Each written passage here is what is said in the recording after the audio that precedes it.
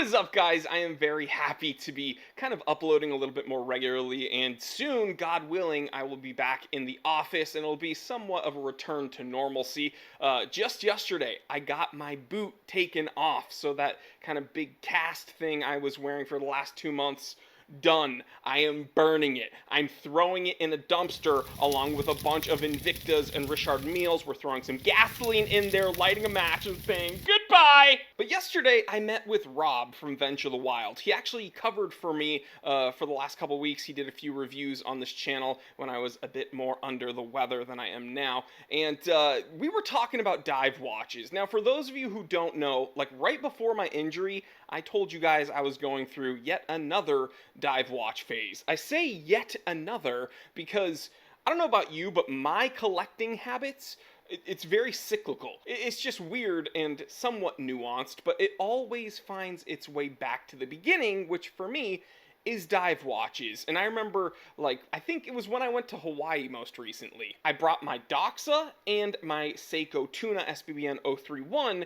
and still to this day, my Tuna is my favorite dive watch. But I remember I wore that Doxa for like months, and then, of course, my Tuna I wear constantly. And then I told you guys that I wanted that Cartier dive watch, and people got super mad at me because I guess everyone hates that watch. Eventually, I will purchase that watch, by the way, guys, so just brace yourselves. But regardless of whichever dive watch you prefer, it just seems to be easy to wear a watch with great water resistance, a solid build, a stainless steel case, and it just so happens that that describes like every dive watch ever made, pretty much. Like 99.9% of dive watches have good water resistance, a tough build, and a stainless steel case. So as I said personally a few times already, Seiko Tuna, still my favorite dive watch in my personal collection. Now, I lent this watch to Rob, and I let him wear it for a while, and I think he's made an episode about it on his channel. I'll leave a link to his channel below. But when we met up yesterday, he showed me a dive watch. It's a Skin Diver, sub 40 millimeters, with an automatic Salida movement. It looks simple, it feels solid, and it's absolutely something that I would pick up for myself in my own collection. And as impressed as I was with that watch, I spent all about 5 minutes with it, and I've never heard of the watchmaker, I've never heard of that watch, so I mean, it's Rob's watch, why doesn't he just do the review? So sit back, grab a snack, and enjoy this review. It is 4:54 p.m., let's get down to business. Do you know what skin diving is? And no, it's not diving naked, but they do make a watch for that.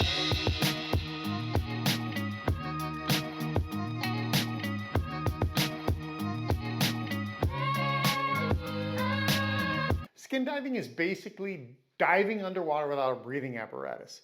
I want you to think of like a hybrid of free diving and snorkeling, and that's basically what skin diving is.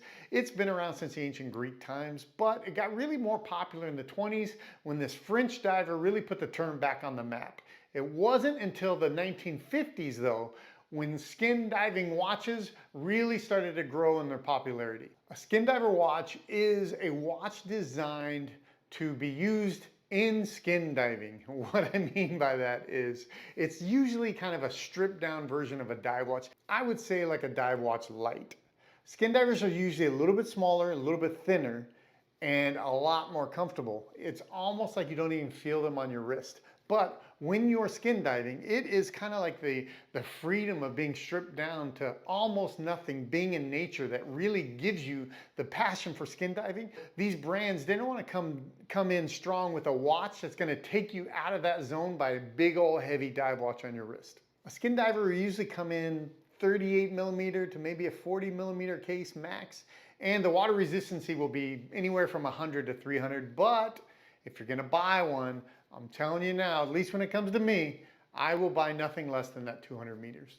Now, Marin is a brand that's relatively new to the industry. They've been around a couple years, but they make a solid piece that's perfect for you skin divers or people that just want to be active outdoors in the water, especially that don't want some overbearing thing on their wrist. I look at the Skin Diver kind of as a everyday wearer kind of a watch. I could wear this watch every day and be perfectly happy with it.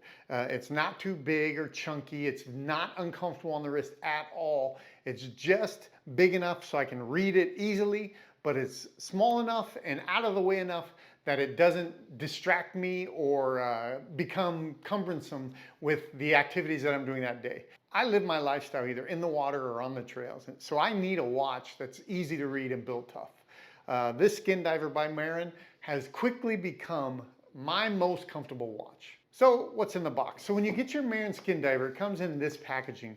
As you open it up, you'll see that it's very well protected. It's got a little extra foam in there, and it will come like this. Now, I have mine on my wrist, so you can't see it in the packaging, but it will actually come on this rubber strap. This rubber strap is super comfortable. It definitely has like a silicone-y feel, which is nice and smooth on the skin. It has quick release pins, and it is a 20 millimeter at the lugs, and as it tapers down to 16 millimeters at the buckle, so it's super comfortable for any size wrist. You will also get a NATO strap. This one comes with a black. I actually have mine on a gray strap that I bought separate, but in your package you will get a black rubber and a black NATO strap. You'll get your warranty card. You want to hang on to that for sure, and you will get your watch. Let's take a closer look at the Marin Instruments Skin Diver P.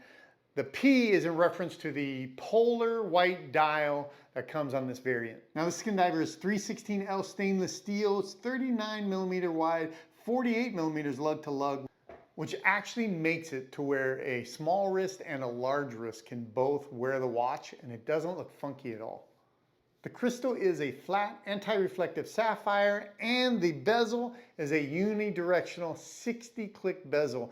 And I actually asked him why 60 over 120, and he said the 60-click was just a better utility setup for his design, and that's really why. But it does sound good. The bezel is on there tight. Let's see if you can hear this. As you can tell by the sound, it is smooth.